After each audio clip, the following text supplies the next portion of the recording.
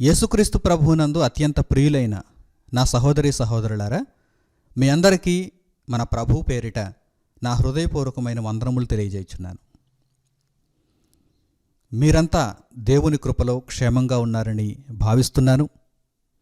పరిశుద్ధ గ్రంథము నుండి దేవుని మహాకృపను బట్టి ఈ సమయమందు మన ఆత్మలను రక్షించుకొనుటకు శక్తి కలిగిన వాక్యముగా, దేవుని మహాజ్ఞానముగా చక్కని సంగతులను నేర్చుకోవటానికి మీరంతా సిద్ధపడి ఉండాలని నేను కోరుకుంటున్నాను. ప్రియులారా, మనుషులలో ఒకరి మీద ఒకరు కోపాన్ని కలిగి ఉంటారు. ఒకరి మీద ఒకరు పగ పెట్టుకుంటూ ఉంటారు, కక్షలతో ఉంటారు. మనిషి యొక్క కోపం ఒక్కొక్కసారి జీవితకాలం అంతా ఉంటుంది. మనిషి జీవితకాలం అంతా ఉంటుంది అంటే ఆ మనిషి చనిపోయేంత వరకు కూడా మరో మనిషి మీద ఆయా పరిస్థితులలో కోపాన్ని కలిగి ఉంటాడు. ప్రియులారా, అప్పుడప్పుడు మనం కొన్ని మాటలు వింటూ ఉంటాం. పాత కక్షలండవి, పాత పగలండవి. ఈరోజు మరలా తెర మీదకి ఈ గొడవ వచ్చిందంటే ఒకప్పుడు పూర్వం వారు గొడవ పడ్డారు, దానిని ఇంకా వారు మరిచిపోలేదు. అందువలన ఇదిగో ఈరోజు మరలా దానిని వారు జ్ఞాపకం చేసుకుంటూ అదును చూచుకొని ఇలా ఇంతటి దారుణానికి వారు ఒడిగట్టారు అని ఇటువంటి మాటలు, ఇటువంటి వార్తలు మనం వింటూ ఉంటాం. ఇవి వినగానే మనకు అర్థమవుతుంది, మనిషి కోపం ఒక నిమిషం ఉండదు, ఒక గంట ఉండదు, ఒక రోజు ఉండదు. మనిషి కోపం చాలా కాలం ఉంటుంది. పరిస్థితిని బట్టి, సందర్భాన్ని బట్టి మనిషి కోపం చాలా కాలం ఉంటుంది. ఈరోజు మానవ జాతిలో ఎంతోమంది మనుషులు ఎన్నో సందర్భాలలో ఒకరి మీద ఒకరు పగ పెట్టుకుంటూ ఉన్నారు, ఒకరి మీద ఒకరు కోపాన్ని కలిగి ఉన్నారు. ఈ కోపాలు ఎంతకాలం ఉంటాయి అనగానే సుదీర్ఘకాలము. ఒక్కొక్కసారి తమ జీవితకాలం అంతా కూడా వారు కోపాన్ని కలిగే ఉంటారు. అలాగని ఈ కోపాలు ఒక అర్థాన్ని కలిగి ఉంటాయా? చిన్న చిన్న కారణాలకు, చిన్న చిన్న మాటలతో గొడవలు పడి, అసలు ఆ కారణాలను మనం వెతికితే అవి ఏమంత పెద్దవిగా కనిపించవు. చాలా చిన్న చిన్న కారణాలు, ఆ కారణాలకు వారు చాలా పెద్ద గొడవలు పడుతూ ఉంటారు. ఈ గొడవలు కొన్ని సందర్భాలలో హత్యల వరకు వెళ్ళిపోతూ ఉంటాయి, నరహత్యల వరకు వెళ్ళిపోతూ ఉంటాయి. మానవ జాతి అంతటిలో ఈరోజు ఈ విధానం స్పష్టంగా మనకు కనిపిస్తుంది. ఒకరికి హాని కలిగితే, ఒకరికి నొప్పి కలిగితే, ఒకరి మనస్సు నొప్పింపబడితే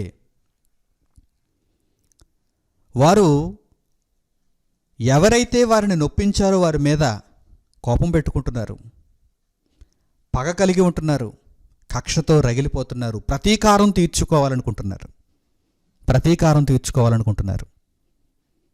అయితే ఈ సందర్భంలో పరిశుద్ధ గ్రంథంలో దేవుని మనస్సును తెలియచేసేటువంటి చక్కని సంగతులు రాయబడ్డాయి. దేవుని మాటలను మనం నేర్చుకుంటే ఈ విషయమై మనకు తెలియవలసినటువంటి జ్ఞానం ఒకటి ఉంది. దానిని మనం నేర్చుకుంటే మన ఆత్మలను రక్షించుకోవటానికి మనకు అవకాశం ఉంది.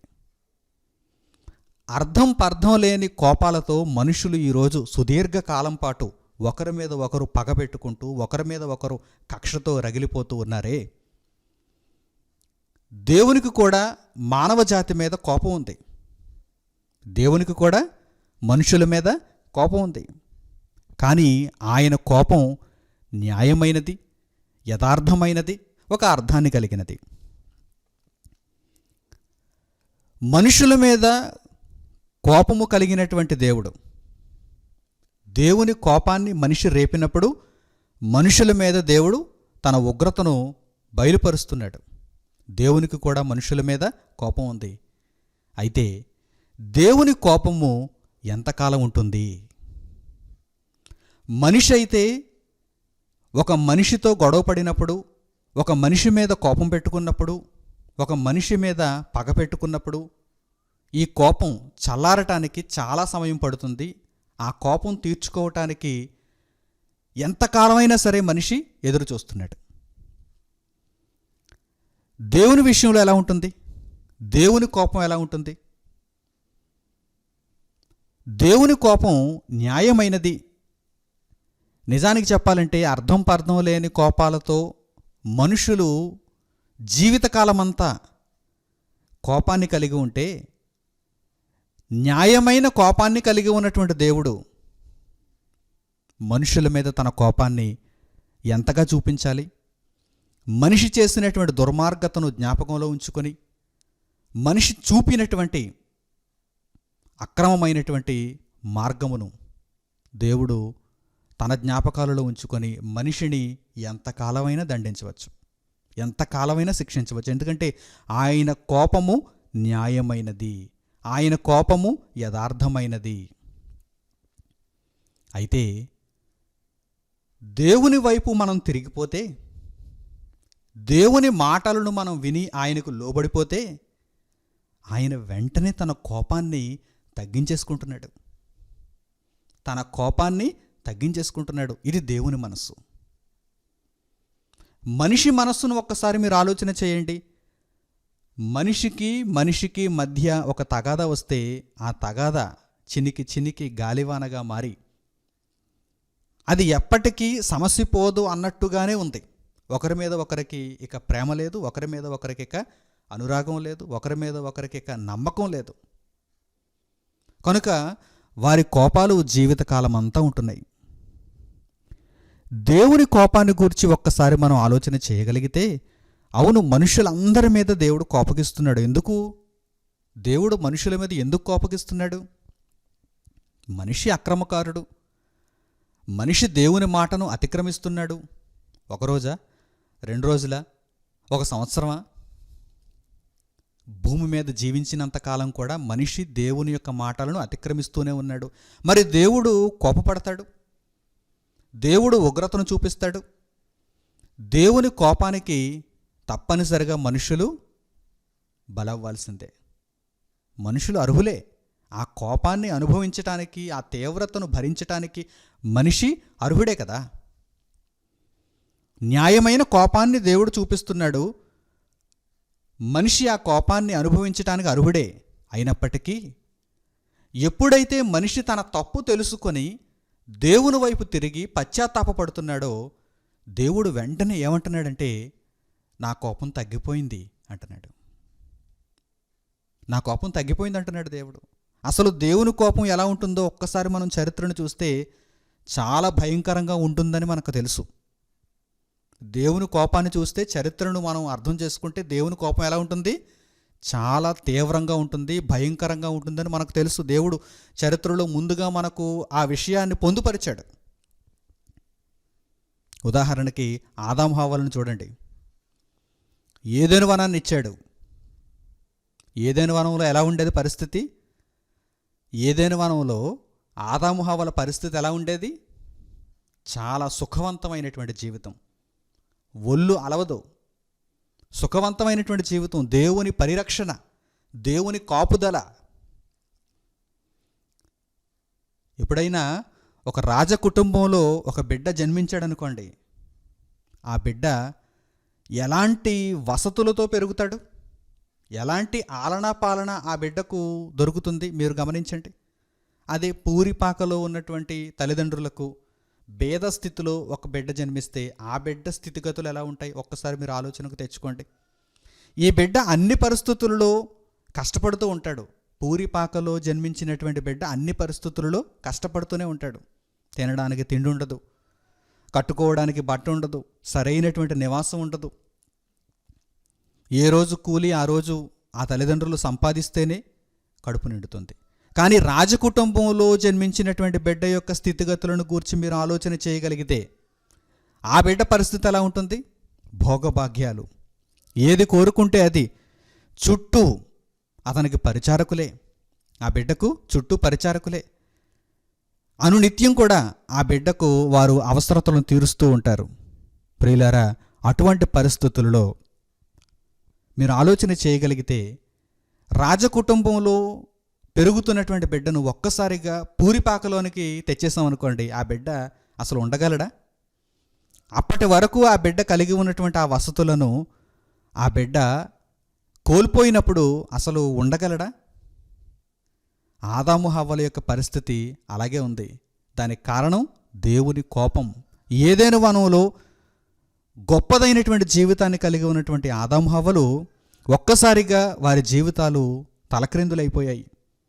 దీనికి కారణం దేవుని కోపం, కాదనటానికి వీలు లేదు. దేవుడు వారిని శపించాడు.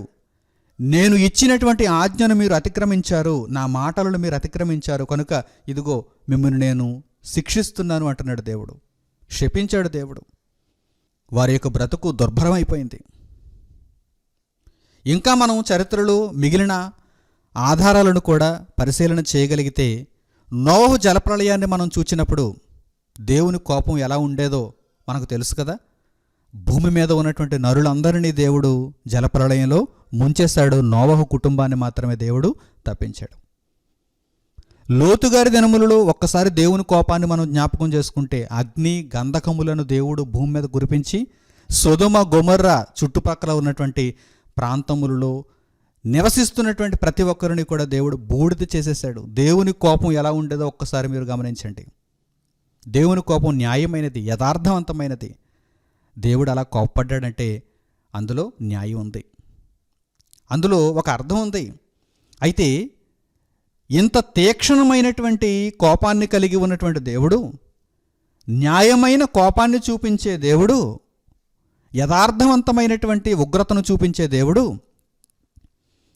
ఒకవేళ ఈ మనుషులు తమ తప్పు తెలుసుకొని ఆయన వైపు తిరిగితే తన కోపాన్ని వెంటనే తగ్గించుకోవటానికి ఆయన సిద్ధపడుతున్నాడు.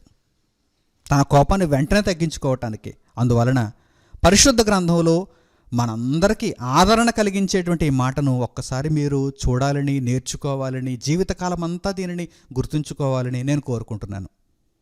మార్పు నొందని వారికైతే ఈ పాఠం అవసరం లేదు. మార్పు నొందని వారికి ఈ మాటలు ఎటువంటి ఆదరణను ఇవ్వవు. ఎందుకంటే మార్పు లేని జీవితాలకు ఇక ఏమి చెప్పగలం? మార్పు నొందుటకు ఎవరైతే సిద్ధపడతారో వారికి ఒక మంచి శుభవార్త ఉంది. మార్పు లేని జీవితాలకు దేవుని కోపాన్ని వారు భరించడం తప్ప ఇక వారికి మరో మార్గం లేదు.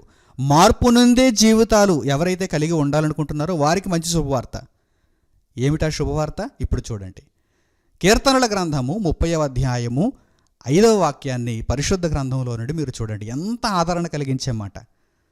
ఒక భయంకరమైనటువంటి కోపాన్ని కలిగి ఉండే దేవుడు, ఉగ్రతను చూపించే దేవుడు, న్యాయమైనటువంటి కోపాన్ని కలిగి ఉన్నటువంటి దేవుడు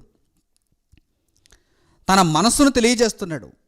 తన బిడ్డలు తన వైపు తిరిగితే ఆయన మనస్సు ఎలా ఉంటుందో తెలియజేస్తున్నాడు. చూడండి, కీర్తనల గ్రంథము 30వ అధ్యాయము 5వ వాక్యాన్ని పరిశుద్ధ గ్రంథంలో నుండి ఇప్పుడు చూడవలసిందిగా నేను కోరుకుంటున్నాను.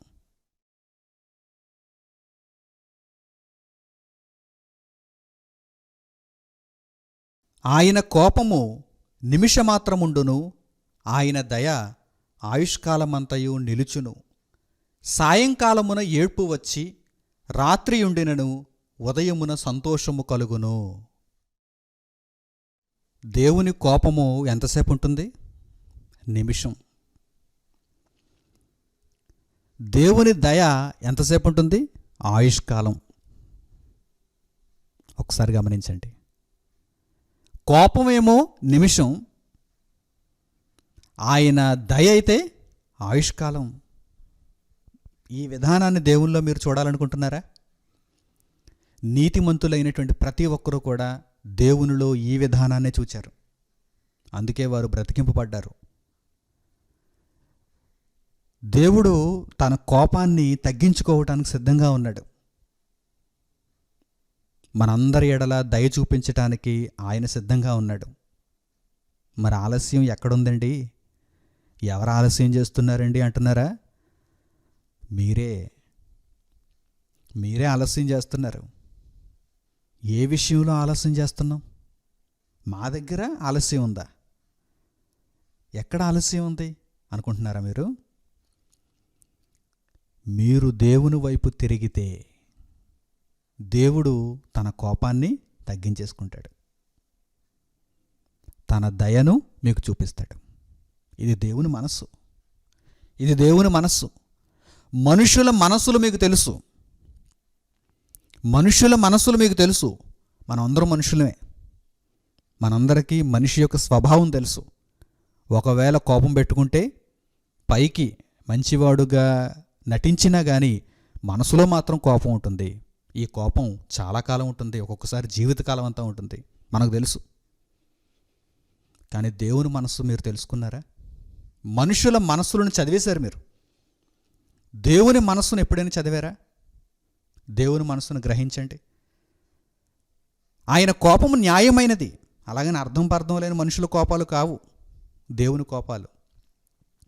న్యాయమైన కోపం, యథార్థమైన కోపం.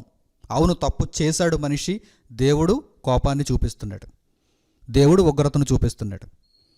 కానీ తన కోపాన్ని తగ్గించుకోవటానికి దేవుడు ఇదిగో ఒక వెసులుబాటును చూపిస్తున్నాడు.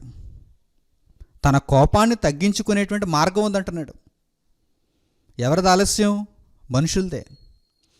మీరు దేవుని మాటలను ఎప్పుడైతే పాటించడం మొదలు పెడతారో దేవుడు తన కోపాన్ని తగ్గించుకుంటాడు.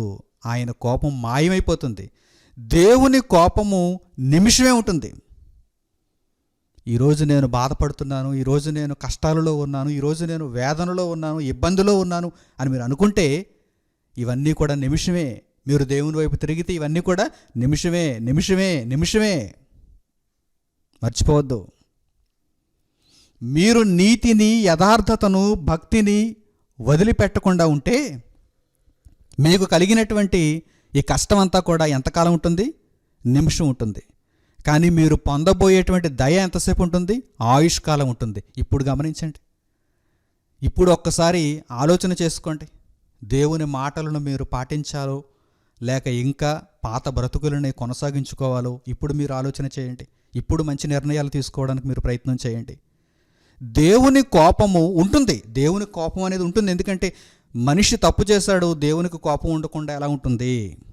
మనిషి తప్పుడు ప్రవర్తనలో ఉన్నాడు, మనిషి తప్పుడు ఆలోచనల్లో ఉన్నాడు, తప్పుడు జీవిత విధానంలో ఉన్నాడు. దేవునికి కోపం రాకుండా ఎలా ఉంటుంది చెప్పండి? న్యాయముగా ఆయన కోపగిస్తున్నాడు, కానీ ఆయన కోపాన్ని తగ్గించే ఒక చక్కని సూత్రాన్ని మనకు తెలియజేశాడు. మీరు దేవుని వైపు తిరగండి, మీరు దేవుని కొరకు మారండి. అప్పుడు ఆయన కోపము నిమిషం ఉంటుంది, ఆయన దయ ఆయుష్కాలం ఉంటుంది. ఆయన దయ ఆయుష్కాలం ఉంటుంది. ఈ బ్రతుకు కాలంలో ఏవో చిన్న చిన్న శ్రమలు. అందుకే పౌలు గారు అంటారు, మేము ఇప్పుడు అనుభవిస్తున్నటువంటి శ్రమలన్నీ కూడా చులకనివి, క్షణమాత్రం ఉండేవి. క్షణమాత్రం ఉండేవి, నిమిషం కూడా కాదు, క్షణం. ఈ కష్టాలు, ఈ వేదనలు, ఈ ఇబ్బందులు. కానీ ఆయన దయ ఆయుష్కాలం.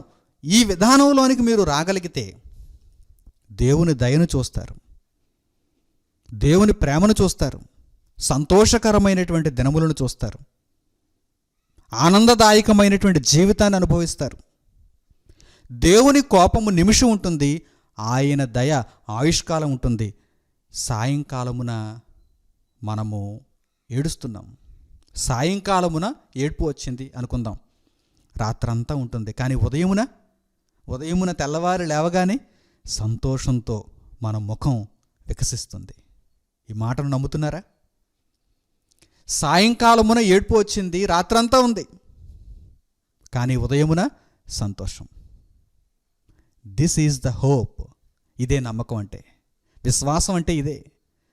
దేవుని మాటలలో దాగి ఉన్నటువంటి రహస్యం ఇదే. దేవుని మీద నిరీక్షణ కలిగి ఉండండి. దేవుని మాటలను గొప్పగా పాటించాలనేటువంటి మనసుతో మీరు బ్రతకండి. దేవుని మాటలనే ఆధారంగా చేసుకుని బ్రతకండి. దేవుడు మీకు సహాయం చేస్తాడు. సాయంకాలమున ఏడ్పు వచ్చి రాత్రంతా ఉండెను, ఉదయమున సంతోషము కలుగును. ఖచ్చితంగా ఉదయమున సంతోషము కలుగును. మన బ్రతుకులకు దేవుడు నేర్పిస్తున్నటువంటి చక్కని పాఠం ఇది. ఇక్కడ ఆలస్యం మనదే. మనము దేవుని వైపు తిరిగితే ఆయన కోపం తగ్గిపోతుంది. ఆయన కోపం నిమిషమే ఉంటుంది, ఆయన దయ ఆయుష్కాలం ఉంటుంది. ఒక్కసారి నోవహు జలప్రళయాన్ని గూర్చి మనం ఆలోచనలోనికి తెచ్చుకుంటే, మానవ జాతిని అంతటినీ, ఒక్క కుటుంబం తప్ప మానవ జాతిని అంతటినీ దేవుడు నాశనం చేశాడు. ఆయన కోపం ఎంత తీవ్రమైనదో ఒక్కసారి గమనించండి. జలప్రళయంలో ఆనాడు భూమి మీద బ్రతికి ఉన్నటువంటి మనుషులందరూ కూడా మరణించారు. నీతిమంతుడైనటువంటి నోవహు మరి 7, అంటే మొత్తంగా 8 మంది మాత్రమే మనుషులలో బ్రతికింపబడ్డారు. ఆ జలప్రళయం బారి నుండి తప్పింపబడ్డారు. నోవహులో దేవుడు నీతిని చూచాడు. దేవుడు చెప్పిన ప్రతి మాట ప్రకారము నోవహు పాటించాడు. దేవుని మాటలకు విలువనిచ్చాడు. దేవుని కొరకు బ్రతికాడు. నోవహు మరియు అతని కుటుంబము ఓడలో ప్రవేశించింది. సర్వలోకము దేవునికి అవిధేయతగా బ్రతికినప్పుడు వారందరినీ జలప్రళయము ద్వారా నాశనము చేసినటువంటి పరలోకమందున్న దేవుడు నోవహులోను, నోవహు కుటుంబంలోనూ ఉన్నటువంటి ఆ భక్తిని, నీతిని, యథార్థతను చూచి పులకరించిపోయాడు. ఆయన కోపాన్ని తగ్గించేసుకున్నాడు. ఆయన కోపం నిమిషమే, కానీ ఆయన దయ ఆయుష్కాలం.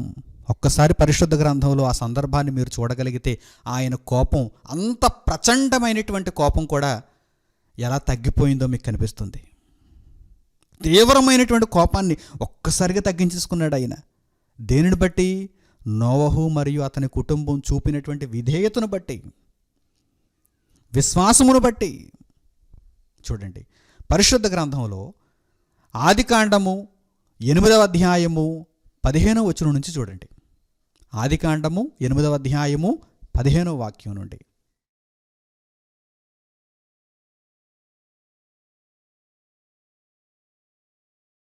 అప్పుడు దేవుడు, నీవును నీతో కూడా నీ భార్యయు నీ కుమారులను నీ కోడండ్రును ఓడలో నుండి బయటికి రండి. పక్షులు, పశువులు, భూమి మీద ప్రాకు ప్రతి జాతి పురుగులు మొదలైన సమస్త శరీరులలో నీతో కూడానున్న ప్రతి జంతువును వెంటబెట్టుకొని వెలుపలికి రావలెను. అవి భూమి మీద బహుగా విస్తరించి భూమి మీద ఫలించి అభివృద్ధి పొందవలెనని నోవహుతో చెప్పాను. కాబట్టి నోవహును అతనితో కూడా అతని కుమారులను అతని భార్యయు అతని కోడండ్రును బయటికి వచ్చిరి.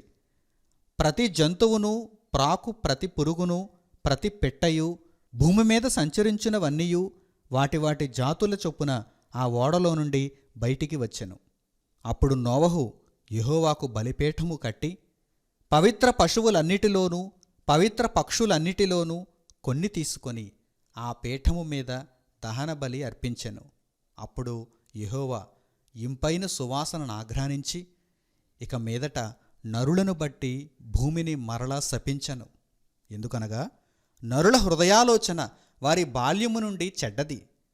నేనిప్పుడు చేసిన ప్రకారముగా ఇకను సమస్త జీవులను సంహరింపను. భూమి నిలిచియున్నంత వరకు వెదకాలమును, కోతకాలమును, శీతోష్ణములను, వేసవి శీతకాలములను, రాత్రింబగళ్ళును ఉండక మానవని తన హృదయములో అనుకొనెను.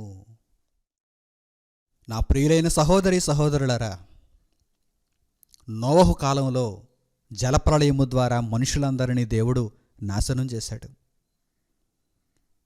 ఇది చాలా భయంకరమైనటువంటి కోపం, ఉగ్రతను చూపించాడు దేవుడు. ఎందుకంటే మనిషి పాపం, మనిషి చూపిన అవిధేయత, దానికి ప్రతిఫలంగా దేవుడు మనుషులందరినీ తుడిచేశాడు.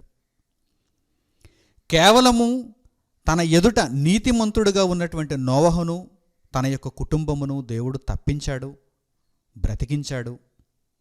భూమి మీద మరల వారికి జీవనమును కొనసాగించాడు. నోవహు ఒక బలిపీఠము కట్టి దేవునికి దహన బలిని అర్పించాడు. నోవహును చూస్తున్నటువంటి దేవుడు తన కోపాన్ని పూర్తిగా తగ్గించేసుకున్నాడు. ఏది? ఈరోజు మనుషులు ఒకరి మీద ఒకరు కోపాలను కలిగి ఉంటున్నారు. అర్థం లేని కోపాలు, అసలు దానికి ఏ అర్థం ఉండదు. ఈ కోపాలు ఎంతకాలం ఉంటాయి? జీవితకాలాలా? జీవితకాలం మట్టుకు కోపమా? నోవహులో దేవుడు నీతిని చూచి వెంటనే ఆయన పలుకుతున్నటువంటి మాటలు చూడండి, ఆయన నిర్ణయాలు చూడండి. ఆయన కోపము నిమిషమే అనటానికి ఇదిగో ఈ ఉదాహరణ చక్కగా మనకు సరిపోతుంది. మనం అర్థం చేసుకోవడానికి ఉదాహరణ చక్కగా సరిపోతుంది. ఆయన కోపం నిమిషమే. ఆయన కోపం నిమిషమే. ఆయన తన బిడ్డలను పూర్తిగా ఎప్పుడూ కూడా నాశనం పొందించడు. తన బిడ్డలను ఎప్పటికైనా ఆయన కాపాడతాడు. కానీ నీవు ఆయన బిడ్డగా ఉన్నావా లేదా అన్నది ముఖ్యం. నీవు ఆయన మాటల తట్టు తిరిగావా లేదా అన్నది ముఖ్యం. నీ మనస్సును ఆయన వైపు త్రిప్పుకున్నావా లేదా అన్నది ముఖ్యం. ఆయన నోవహులో ఉన్న నీతిని చూచినప్పుడు, నోవహు దహన బలిని అర్పించినప్పుడు, నోవహును తన కుటుంబాన్ని చూచి, మీ ద్వారా మరల సర్వలోకములోనికి మనుషులు వస్తారు, మీ ద్వారా విస్తరిస్తారు. కనుక ఇంతకు మునుపు మానవ జాతిని అంతటిని నేను జలప్రళయం ద్వారా నాశనం చేసినట్టుగా ఇక మీదట అలా చెయ్యను. ఈ భూమి నిలిచియున్నంత వరకు దేవుడు హామీ ఇచ్చేశాడు. ఆయన దయ ఆయుష్కాలం, ఆయన దయ ఆయుష్కాలం, ఆయన కోపం నిమిషమే. ఆయన ఒక నిర్ణయం తీసేసుకున్నాడు.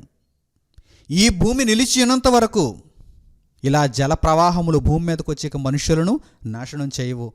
ఇప్పుడు మీరు ఆలోచన చేయండి, ఎందుకు మనిషి ఇప్పటికీ ఇంకా బ్రతికి ఉన్నాడు అనే దానిని ఒక్కసారి మీరు ఆలోచన చేయండి. ఇప్పుడు ఉన్నటువంటి మనుషులు ఏమైనా నీతిమంతులు అనుకుంటున్నారా? నోవహు కాలంలో ఉన్నటువంటి మనుషులు అందరికంటే నేడున్నటువంటి మనుషులు నీతిమంతులే అనుకుంటున్నారా? నాటి కాలంలో ఉన్నటువంటి పాపాత్ముల కంటే మరి ఎక్కువైన పాపమును చేస్తున్నటువంటి దౌర్భాగ్యపు మానవ జాతే ఈరోజు మన మధ్య ఉంది. ఆ మానవ జాతి మధ్య మనం నివసిస్తున్నాం. వీరు దేవుని యొక్క శిక్షకు అర్హులు కారు అని చెప్పటానికి ఏ ఆధారం లేదు. దేవుడు నిర్ణయం తీసుకుంటే వీరందరినీ ఒకేసారి నాశనం చేయడానికి అవకాశం ఉంది. కానీ ఆయన దయ చూపిస్తున్నాడు. ఆయన దయ చూపిస్తున్నాడు కనుక ఇంకా బ్రతుకున్నాం. ఆయన దయ చూపిస్తున్నాడు కనుక ఇంకా బ్రతుకున్నాం. ఈరోజు మన చుట్టూ ఉన్నటువంటి ప్రకృతి ఎలా ఉందో చెప్పమంటారా? విషవలయం. విషవలయం. పీల్చేది కలుషితం, త్రాగేది కలుషితం, తినేది కలుషితం, మనుషులు కలుషితం, ప్రకృతి కలుషితం. పూర్తిగా కాలుష్యమయమైనటువంటి జీవన స్థితిగతులలో ఈరోజు మనం జీవిస్తున్నాం. ఏమనుకుంటున్నారు మీరు? పీల్చే గాలి మంచిదనుకుంటున్నారా? త్రాగుచున్నటువంటి నీరు మంచిదనుకుంటున్నారా? తినే ఆహారం మంచిదనుకుంటున్నారా? ప్రతిదీ ప్రతిదీ ప్రతిదీ కలుషితమైపోయింది. కలుషితమైపోయింది. అయినా ఇలా బ్రతుకున్నామేంటి? ఏ రోజో చచ్చిపోవాలి కదా. విపరీతమైనటువంటి రోగాలు, భయంకరమైనటువంటి రోగాలు. అసలు ఆ రోగాలను గురించి ఆలోచిస్తేనే ఒళ్ళు గగురు పొడుస్తుంది. ఒకరికి సంక్రమించిందంటే ఇక భయమే. ఒకరి నుండి ఒకరికి దావానలంలా ఈరోజు రోగాలు విస్తరిస్తున్నాయి. ఏ రోజు ఏ క్షణం ఎటువంటి భయంకరమైన వార్తను వినాల్సి వస్తుందోనని గుండె జడిసిపోతుంది. అసలు ఈ లోకంలో నేను జీవించగలనా అనే సందేహంతో గుండె జడిసిపోతుంది, భయపడిపోతుంది. ప్రియులారా, ఇటువంటి పరిస్థితుల్లో ఇంకా మనం బ్రతికి ఉన్నామంటే కారణమేంటో చెప్పమంటారా? ఈ లోకానికి తెలియనటువంటి రహస్యం అది. దేవుడు ఇంకా దయ చూపిస్తున్నాడు. ఎప్పుడో పూర్వం ఆయన ఒక మంచి నిర్ణయాన్ని తీసుకున్నాడు. ఈ భూమి నిలిచి ఉన్నంత వరకు కూడా నేను భూమిని కాపాడుతానన్నాడు దేవుడు. అందుకే ఇంకా మనం బ్రతికి ఉన్నాం. పూర్తిగా అయితే మానవజాతి నాశనం అయిపోయిందా? లేదు కదా. కోటాను కోట్లుగా ఇంకనూ జీవిస్తూనే ఉన్నారు. కారణం ఏంటో చెప్పండి. భయంకరమైనటువంటి రోగాలు ప్రపంచం అంతటినీ పూర్తిగా నాశనం చేసేస్తాయి అనుకున్నటువంటి పరిస్థితులలో దేవుడు మరలా కనికరించాడు. దేవుడు మరలా దయ చూపించాడు. ఎందుకని? ఆయన కోపం నిమిషం, ఆయన దయ ఆయుష్కాలం. కానీ ఆయన దయను పరీక్షించొద్దు. ఆయన కోపం నిమిషమే, ఆయన దయ ఆయుష్కాలం కనుక పరీక్షించొద్దు. దేవుణ్ణి శోధించొద్దు. వెంటనే దేవుని వైపు తిరిగిపోండి. వెంటనే దేవుని మాటలకు లోబడిపోండి. దేవుని కొరకు మీరు ఎలా బ్రతకాలో ఆ బ్రతుకును సిద్ధం చేసేసుకోండి. దేవుని కోపం నిమిషమే, దేవుని దయ ఆయుష్కాలం. ఎవరికి అంటే ఆయన వైపు తిరిగిన వారికి, ఆయన కొరకు బ్రతుకును ఉద్దేశించిన వారికి. అంతే తప్ప పాపాత్ములకు కాదు, దుర్మార్గులకు కాదు, ఇక ఎన్నటికీ మార్పు లేని జీవితాలకైతే కాదు. ఈ రహస్యాన్ని మీరు తెలుసుకుంటే కనుక నిమిషం మాత్రం దేవుని కోపం ఉంటుంది. ఈరోజు ఈ కష్టాలు నాకు జీవితాంతం ఉండేవి కావు, నిమిషమే ఉంటాయి. నేను దేవుని నీడలో ఉన్నాను, దేవుని ఆశ్రయమును నేను పొందుచున్నాను కనుక దేవుని దయకు నేను పాత్రుడనవుతాను అని మీరు ఆలోచన చేసుకోగలిగితే దేవుని కొరకు బ్రతికే జీవితం ఎంతో ఆనందాన్ని ఇస్తుంది, ఎంతో సంతోషాన్ని ఇస్తుంది. లోకం కొరకు బ్రతికే జీవితం సంతోషాన్ని ఇవ్వదు. నా ప్రియులైన సహోదరి సహోదరులారా, నోవహు జలప్రళయంలో దేవుడు చూపించిన కోపం ఏంటి, ఆ తరువాత ఆయన తీసుకున్న నిర్ణయం ఏంటి? ఆయన కోపం నిమిషం, ఆయన దయ ఆయుష్కాలం అని చెప్పటానికి ఇది ఎంతో గొప్ప నిదర్శనం, ఎంతో గొప్ప నిదర్శనం. ఆ తర్వాత ఇశ్రాయేలీయుల కాలం దగ్గరకు మనం వెళ్ళగలిగితే, చరిత్రలో ఇశ్రాయేలీయుల యొక్క దృష్టాంతములను కూడా మనం పరిశీలించగలిగితే, ఐగుప్తు బానిసత్వంలో నుండి బయటకు రప్పించినటువంటి దేవుడు ఇశ్రాయేలీయులను అనేక మార్లు దండించాడు, కానీ పూర్తిగా అయితే నాశనం చేయలేదు. ఐగుప్తు బానిసత్వంలో నుండి ఇశ్రాయేలీయులను దేవుడు బయటకు రప్పించాడు. అనేక సందర్భాలలో ఇశ్రాయేలీయులు దేవునికి విరోధముగా పాపము చేశారు, శిక్షను అనుభవించారు, కానీ పూర్తిగా నాశనం చేయబడ్డారా? పూర్తిగా సమూలంగా ధ్వంసం చేయబడ్డారా? నిర్మూలన చేయబడ్డారా? లేదు. ఆయన దయ జ్ఞాపకం చేసుకున్నాడు. నా కోపం నిమిషమే, కానీ నా దయ ఆయుష్కాలం. నా కొరకు బ్రతుకుచున్న వారి పట్ల నేను ఆలోచన కలిగి ఉండాలి, నా వైపు తిరిగిన వారి పట్ల నేను దయను కలిగి ఉండాలనుకుంటున్నాడు దేవుడు. ఆయనకు ఎదురు తిరిగితే ఆయన కోపం నిమిషం ఉండే ఆయన కోపం వారిని నాశనం చేసేసింది, నిర్మూలన చేసేసింది. కానీ ఆయన వైపు తిరిగిన వారి ఎడల, ఆయన కొరకు కనిపెట్టుకొని ఉన్నవారి ఎడల ఆయన దయ అలా వారిని కాపాడింది. ఆయన దయ ఆయుష్కాలం ఉండును. అరణ్య ప్రయాణంలో ఇశ్రాయేలీయులు ఎన్నో మార్లు ఆయనను శోధించారు. అరణ్యంలోనే నేల రాలిపోయారు, కానీ పూర్తిగా కాదు, కొంతమంది బ్రతికింపబడ్డారు. ఆయన కొరకు ఎవరైతే బ్రతుకును ఉద్దేశించారో, పశ్చాత్తాపపడ్డారో, మారు మనస్సు కలిగినటువంటి జీవితాలను దేవునికి చూపించారు, అట్టివారందరూ కూడా వాగ్దత్త దేశంలో అడుగు పెట్టేలా దేవుడు చేశాడు. వారిని దేవుడు కాపాడాడు. అలాగే కనాను దేశమందు వారు నివసిస్తున్నప్పుడు కూడా ఎన్నో పర్యాయములు వారు దేవునికి దూరం అయిపోయారు. దేవునికి దూరం అయిపోయిన ప్రతి సందర్భంలోనూ నిమిషం మాత్రం ఉండే ఆయన కోపము అనేక మందిని నాశనం చేసినా శేషభాగాన్ని ఆయన కాపాడుతూనే వచ్చాడు. ఆయన దయ చూపిస్తూనే వచ్చాడు. ఆయన్ను నమ్ముకుంటే, ఆయన మీద ఆధారపడితే, ఆయనను ఆశ్రయిస్తే ఆయన దయ చూపిస్తాడు. వ్రాయబడినటువంటి చక్కని సందర్భాన్ని కూడా మీరు పరిశుద్ధ గ్రంథంలో నుండి చూడాలని, దేవుని మహాజ్ఞానమును సంపూర్ణముగా గ్రహించాలని నేను కోరుకుంటున్నాను. యెషయా గ్రంథము 54వ అధ్యాయము 6వ వచనం నుంచి చూడండి. యెషయా గ్రంథము 54వ అధ్యాయము 6వ వచనం నుంచి.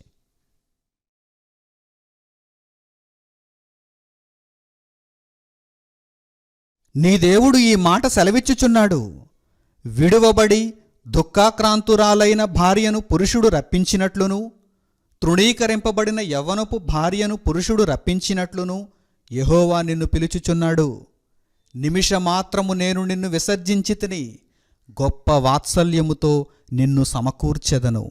మహోద్రేకము కలిగి నిమిషమాత్రము నీకు విముఖుడనైతిని, నిత్యమైన కృపతో నీకు వాత్సల్యము చూపుదును అని నీ విమోచకుడగు యెహోవా సెలవిచ్చుచున్నాడు. నోవహు కాలమున జలప్రళయమును గూర్చి నేను చేసినట్లు చేయుదును. జలములు భూమి మీదకి ఇకను పొర్లుచూ రావని, నోవహు కాలమును నేను ఒట్టు పెట్టుకొనున్నట్లు నీ మీద కోపముగా నుండననియు నిన్ను గద్దింపననియు నేను ఒట్టు పెట్టుకొనియున్నాను. పర్వతములు తొలగిపోయినను, మెట్టలు తత్తరిల్లినను నా కృప నిన్ను విడిచిపోదు, సమాధాన విషయమైన నా నిబంధన తొలగిపోదు అని నీ యందు జాలిపడు యెహోవా సెలవిచ్చుచున్నాడు. దేవుని మనస్సును గ్రహిస్తున్నారా? ఎంత చక్కని మనసు అయింది. నిజంగా న్యాయమైనటువంటి కోపాన్ని ఆయన చూపిస్తున్నాడు. అసలు మనం బ్రతికున్నంత వరకు కూడా ఆయన మనతో మాట్లాడకూడదు. మనం బ్రతికున్నంత వరకు కూడా మనం చేసినటువంటి దోషానికి ఆయన మనతో మాట్లాడకూడదు. కానీ ఆయన ఏం చేస్తున్నాడు? ఆయన ఏమంటున్నాడు చూడండి, నా కోపం నిమిషమే అంటున్నాడు. నా కోపం నిమిషమే. నీవు తిరిగిపోయావు, నా మార్గంలోనికి వచ్చేసావు, నా కొరకు నువ్వు బ్రతుకుతున్నావు కనుక నా కోపం నిమిషమే. నేను కాపాడతానంటున్నాడు దేవుడు. దయ చూపిస్తానంటున్నాడు దేవుడు. వాత్సల్యం చూపిస్తానంటున్నాడు దేవుడు. వాత్సల్యం చూపిస్తాను, జాలి పడుతున్నాను నీ మీద జాలి పడుతున్నాను అంటున్నాడు దేవుడు. మరల ఏ సందర్భాన్ని జ్ఞాపకం చేస్తున్నాడు దేవుడు? నోవహు సందర్భాన్ని జ్ఞాపకం చేస్తున్నాడు. ఇదిగో ఆ రోజు నేను భయంకరమైనటువంటి, తీవ్రమైనటువంటి, ప్రచండమైనటువంటి కోపాన్ని చూపించాను కదా, జల ప్రవాహముల చేత మనుష్య జాతిని అంతటిని నాశనం చేసి పడేశాను కదా. కానీ వెంటనే నేను ఎలాంటి మాటలు చెప్పాను? వెంటనే నా మనసు తెలియజేస్తాను, మీరు గుర్తించారా అంటున్నాడు దేవుడు.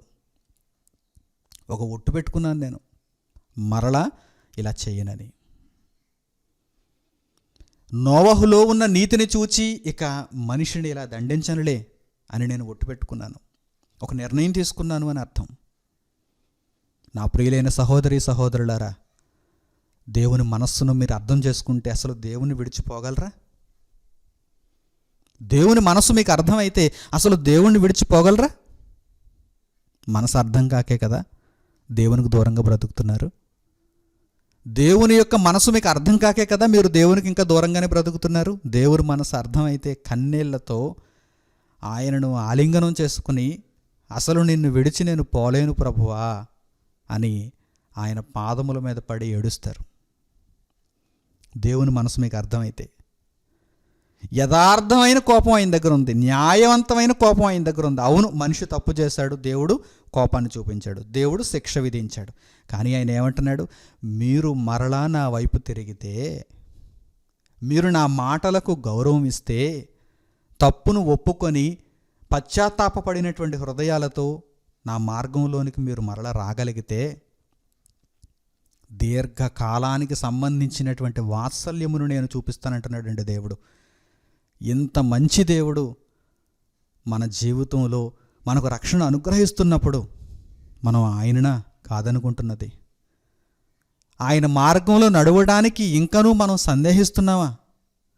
ఆయన అనుగ్రహించిన క్రీస్తు ప్రభువులో ఉన్న రక్షణను పొందటానికి ఇంకనూ మనం వెనకాడుతున్నావా? అయితే దౌర్భాగ్యకరమైనటువంటి పరిస్థితి అది. అటువంటి పరిస్థితి రానివ్వకుండా ఇప్పుడే మారు మనసునందండి. మనుషులు మిమ్మును జీవితకాలమంతా ప్రేమించలేరు, మనుషులు మిమ్మును జీవితకాలమంతా కాపాడలేరు. మీ బ్రతుకులను కాపాడేది దేవుడే. దేవుని మీద మీరు ఆధారపడండి. మహోద్రేకమును ఆయన చూపించినా కానీ ఆ కోపము నిమిషమే ఉంటుంది. ఆయన జాలి పడితే ఆ దయ ఆయుష్కాలం అంతా ఉంటుంది, ఆయుష్కాలం అంతా ఉంటుంది. కనుక దేవుని కోసం మంచి నిర్ణయాలు తీసుకోండి. ఈ కష్టాలు, ఈ వేదనలు మిమ్మల్ని ఇబ్బంది పెడుతున్నాయా? ఈ బ్రతుకు ఎందుకురా అనుకుంటున్నారా? ఇంత దుర్భరమైనటువంటి జీవితం నేను భరించలేను అనుకుంటున్నారా? ఇది కలకాలం ఉండదు. మీరు దేవుని మీద ఆధారపడితే, మీరు దేవుని వైపు తిరిగితే ఇది కలకాలం ఉండదు. వెంటనే దేవుడు మిమ్మల్ని జ్ఞాపకం చేసుకుంటాడు. ఆయన కోపాగ్నికి నేను బలైపోయాను, ఆయన ఉగ్రతకు నేను బలైపోయాను అనుకుంటున్నారా? ఆయన వైపు తిరగండి, వెంటనే మీ మీద జాలి పడతాడు, వెంటనే మీ మీద దయ చూపిస్తాడు. కానీ పశ్చాత్తాపపడినటువంటి హృదయంతో ఆయన వైపు తిరగండి. పూర్ణమైనటువంటి హృదయంతో ఆయనను మీరు సేవించండి, ఆయన మీద మీరు ఆధారపడండి. అప్పుడు మీకు దేవుడు తప్పకుండా దయ చూపిస్తాడు. అలాగే కీర్తనల గ్రంథంలో వ్రాయబడినటువంటి మరొక చక్కని సందర్భాన్ని కూడా ఇప్పుడు మనం చూద్దాం. కీర్తనల గ్రంథము 103వ అధ్యాయము 8వ వచనం నుంచి చూడండి. కీర్తనల గ్రంథము 103వ అధ్యాయము 8వ వచనం నుంచి.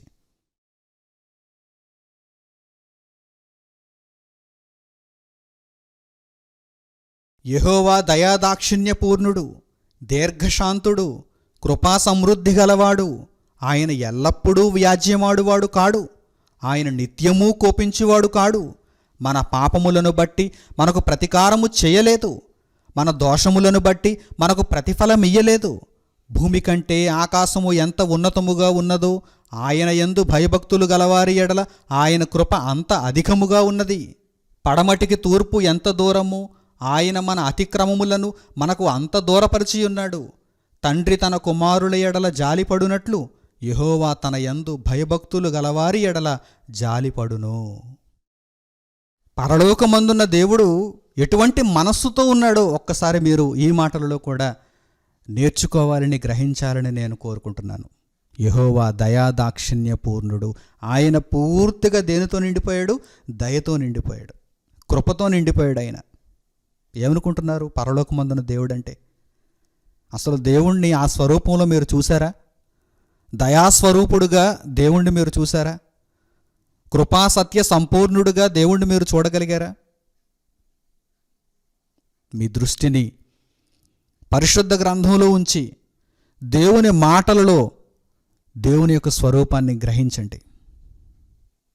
ఆయన దయాదాక్షిణ్య పూర్ణుడు, కృపా సమృద్ధి గలవాడు. సమృద్ధి, పూర్తిగా కృపతో నిండిపోయినవాడు ఆయన. సమృద్ధి అయినటువంటి కృపతో నిండిపోయినవాడు ఆయన. మిమ్మును రక్షించటానికి ఆయనకి ఎంతసేపు చెప్పండి? కష్టాలలో ఉన్నారు, ఇబ్బందులలో ఉన్నారు, వేదనల్లో ఉన్నారు, భయంతో ఉన్నారు. ఇప్పుడు మీరు చేయాల్సిన పనేంటి? దేవుని కొరకు ఆలోచించండి, రక్షణను గురించి ఆలోచించండి, మారు మనసును గురించి ఆలోచించండి, దేవుని మార్గంలో ఉన్నానా లేదా అనే దానిని మీరు ఆలోచన చేయండి. అదే మీరు చేయాల్సిన పని. అదే ఆలస్యం మీ దగ్గరే ఉందన్నాను. ఆ ఆలస్యాన్ని మీరు వెంటనే నివృత్తి చేసుకోగలిగితే, దేవునితో సమాధాన పడగలిగితే ఆయన దయకు మీరు పాత్రులవుతారు. మన అతిక్రమములను ఆయన దూరం చేసేస్తాడు. తూర్పు పడమర ఎంతెంత దూరాలలో ఉన్నాయో అలాగే మన పాపములను, అతిక్రమములను కూడా ఆయన మరిచిపోయి వాటిని మనకు దూరం చేసేస్తాడు. ఆయన మీద ఆధారపడిపోండి.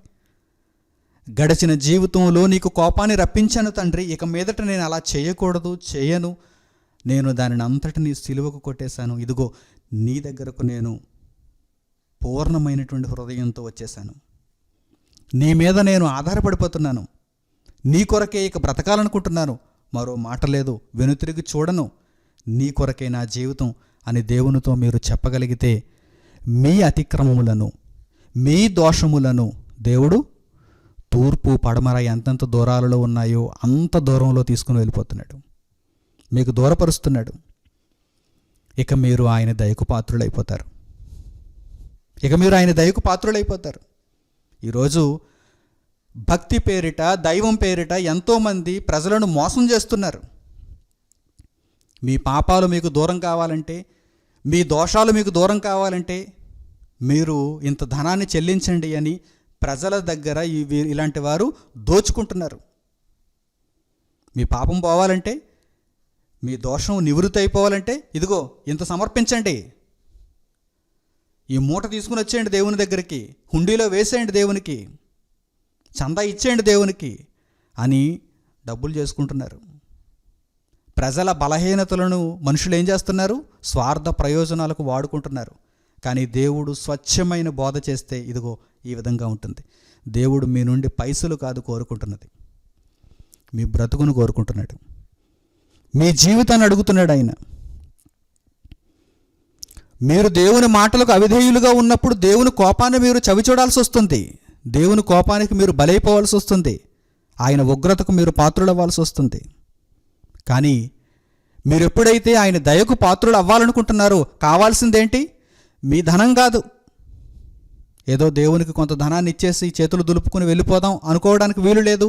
అలా మీరు దేవుని దయను సంపాదించుకోలేరు. మరి దేవుని దయ మీకు ఎప్పుడు దొరుకుతుంది? మీ మనస్సు దేవుని వైపు త్రిప్పుకున్నప్పుడు, దేవుని కొరకు మీరు బ్రతికినప్పుడు, దేవుని ఆలోచనలలో మీరున్నప్పుడు, అప్పుడు మీ పాపములు, దోషములు, అతిక్రమములు అవన్నీ కూడా మీకు దూరం చేయబడతాయి.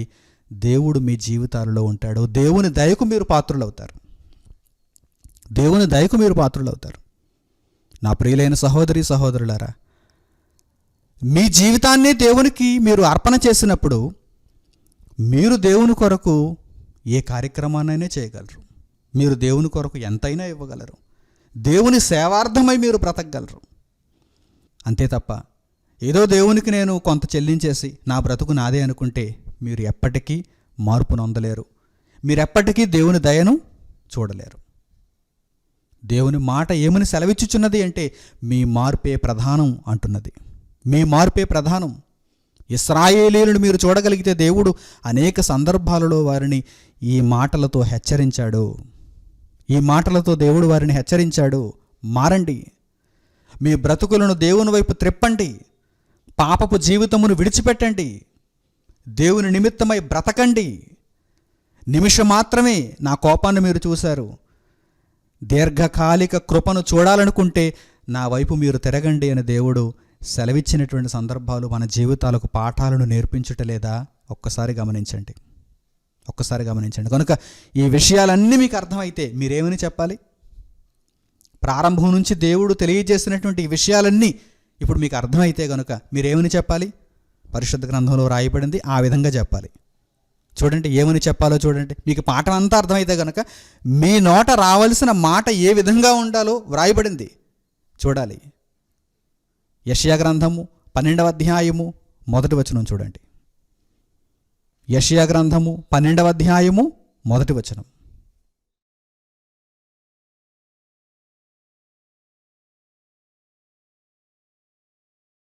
ఆ దినమున మీరు ఎలాగందురు, యెహోవా నీవు నా మీద కోపపడితివి, నీ కోపము చల్లారెను.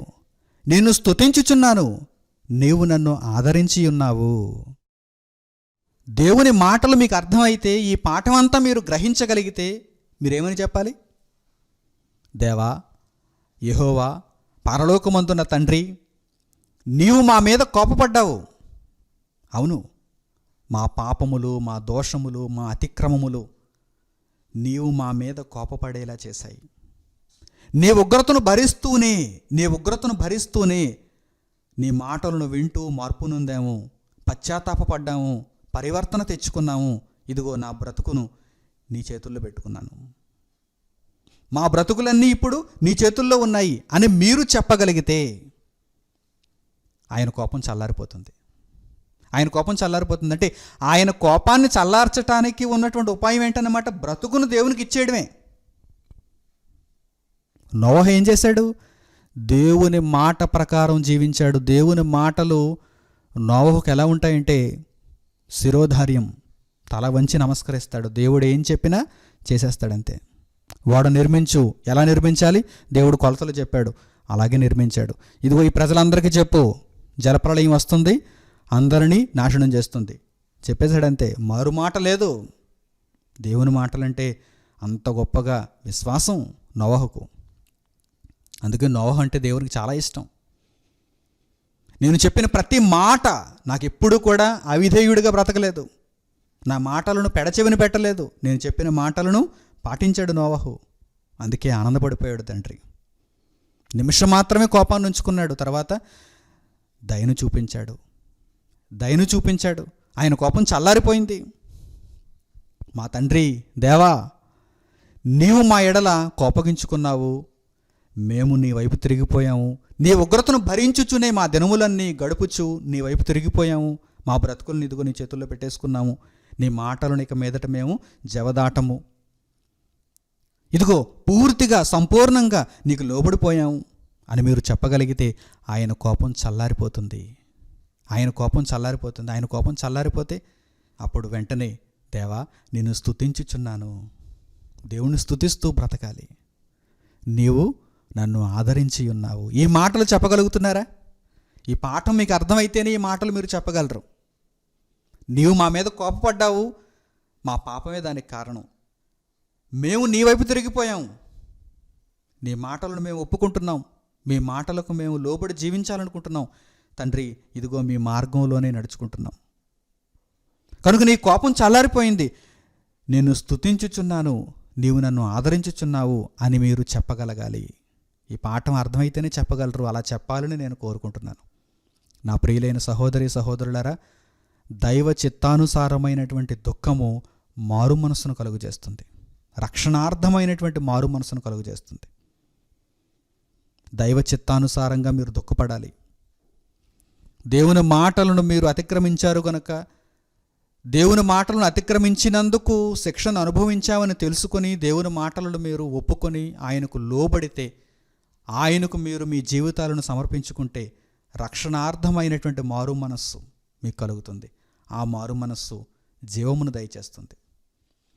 కనుక చక్కని జీవితాలతో దేవుని కోపాన్ని నిమిషమే ఉంచడానికి ప్రయత్నం చేస్తూ మీ జీవితకాలం అంతా ఇక దేవునికి లోబడిపోయి దేవుని ఆదరణకు మీరు పాత్రులు కావాలని హృదయపూర్వకంగా మిమ్మల్ని అందరినీ కోరుకుంటూ మీ బ్రతుకులు గొప్పగా దేవుని సన్నిధిలో కనపడాలని నిత్యత్వం మందు మీరందరూ కూడా ప్రవేశించటానికి దేవుని చిత్తానుసారంగా ఇక మీదట మీరు నడుచుకోవాలని హృదయపూర్వకంగా కోరుకుంటూ మంచి నిర్ణయాలతో దేవుని యొక్క రాజ్యంలో మీరు విరాజిల్లుతారని ఆశిస్తూ క్రీస్తు ప్రభు పేరిట ఈ దేవుని వాక్యమును ఇంతటితో ముగిస్తున్నాను. తండ్రి అయిన దేవునికి ప్రార్థనలు ఏకీభవించండి. మహాపరిశుద్ధుడును మహోన్నతుడునైన మా కన్న తండ్రి, మీరు అనుగ్రహించిన ఈ దివ్య జ్ఞానపు వాక్కుల కొరకు మా హృదయపూర్వకమైన కృతజ్ఞతాస్తుతులు మీకు చెల్లిస్తున్నాము. దేవా, మా పాపమును బట్టి మీరు మా మీద కోపపడ్డారు. అయినా తండ్రి, మీ మనస్సు ఎంతో గొప్పది. నిమిషం మాత్రమే కోపాన్ని కలిగి దీర్ఘకాలముగా ఆయుష్కాలమంతయు దయను చూపించటానికి తండ్రి మీరు సిద్ధపడి ఉన్నారు. మేము ఇక ఆలస్యం చేయకుండా మా బ్రతుకులను మీకు పూర్తిగా సమర్పించుకొని మీ మాటల ప్రకారం జీవిస్తూ మీ కుమారుడైన ప్రభువైన యేసుక్రీస్తు వారి నామములో పూర్ణమైన రక్షణతో ఆయన రాజ్యంలో ఈ భూమి మీద మిగిలిన జీవితకాలమంతా బ్రతకటానికి శరీరాన్ని విడిచిపెట్టిన మీకు బిడ్డలమై విశ్రాంతిలో ప్రవేశించటానికి మాకు సహాయమును దయచేయమని, ఈ ఆలోచన మా జీవితకాలమంతయు మేము కలిగి ఉండటానికి కృప దయచేయమని కోరుకుంటున్నాం. అపవాది అయినవాడు గర్జించు సింహము వలె ఎవరిని మృంగుదునా అని వెదకుచూ తిరుగుచున్నాడు. వాడి బారిన పడకుండా వీరందరూ మీ మాటల చేత పరిరక్షింపబడగలగటానికి సహాయమును అనుగ్రహించమని వేడుకుంటున్నాను. చక్కని నిర్ణయాలతో, మారు మనస్సుతో, పశ్చాత్తాపంతో వారి బ్రతుకులను మీకు సమర్పించుకున్నటువంటి మీ బిడ్డలందరి నిమిత్తం మీ సన్నిధిలో విజ్ఞాపన చేస్తూ వారి కష్టములు, ఇబ్బందులు, ఇక్కట్లు ఎంతో కాలం ఉండవని తండ్రి, వారు ఆదరణకు లోనై మీ మాటలను పూర్తిగా గ్రహించిన వారై మీ కొరకు జీవించుటకు సహాయము చేయమని వేడుకుంటూ గడిచిన కాలమంతా మమ్మను జ్ఞాపకం చేసుకుని ఇప్పుడును ఇక ముందును మమ్మను కాపాడుచున్నటువంటి మీ ప్రేమను బట్టి, మీ కృపను బట్టి మిమ్మను కీర్తిస్తూ స్తుతిస్తూ మా ప్రార్థనా విన్నపములను మా ప్రభువును రక్షకుడునైన యేసుక్రీస్తు వారి పేరిట పరలోకమందున్న మిమ్మను అడుగుచున్నాము తండ్రి. ఆమెన్. నా ప్రియులైన సహోదరి సహోదరులారా, మీరెంతవరకు ఆత్మీయ ఆరాధన సందేశము ద్వారా దేవుని మహాజ్ఞానపు సంగతులను విని నేర్చుకున్నారు. ఈ కార్యక్రమం ప్రతి ఆదివారం ఉదయం 11 గంటలకు యూట్యూబ్లో సన్ ఆఫ్ గాడ్ ఆన్లైన్ అనేటువంటి ఛానల్లో మీకు అందుబాటులో ఉంటుంది. మిగిలిన ప్రతి వివరము కొరకు మా అధికారిక వెబ్సైట్ www.scripturesuniversity.com అనే వెబ్సైట్ను మీరు సంప్రదించవలసిందిగా మీకు తెలియజేస్తూ, ప్రతి విధమైనటువంటి ప్రకటన ఎప్పటికప్పుడు ఆ వెబ్సైట్లో పొందుపరచబడుచున్నది కనుక మీరు ప్రతినిత్యం ఆ వెబ్సైట్ను వీక్షిస్తూ దేవుని మహాజ్ఞానపు సంగతులను తెలుసుకుంటూ అంతమాత్రము చేతనే కాకుండా అనేక మందికి ఆ వెబ్సైట్ను గూర్చి పరిచయం చేయాలని మీకు సూచిస్తున్నాను. మరలా వెబ్సైట్ను గూర్చి మీకు తెలియజేస్తున్నాను. www.scripturesuniversity.com. ప్రకటనలు ఇంతటితో సమాప్తం. మన తండ్రి అయిన దేవుని ప్రేమ, మన రక్షకుడైన యేసుక్రీస్తు వారి కృప, పరిశుద్ధాత్ముని అన్యోన్య సహవాసము మనందరికీ సదాకాలము తోడై నడిపించునుగాక. ఆమెన్. అందరికీ వందనములు. సెలవు.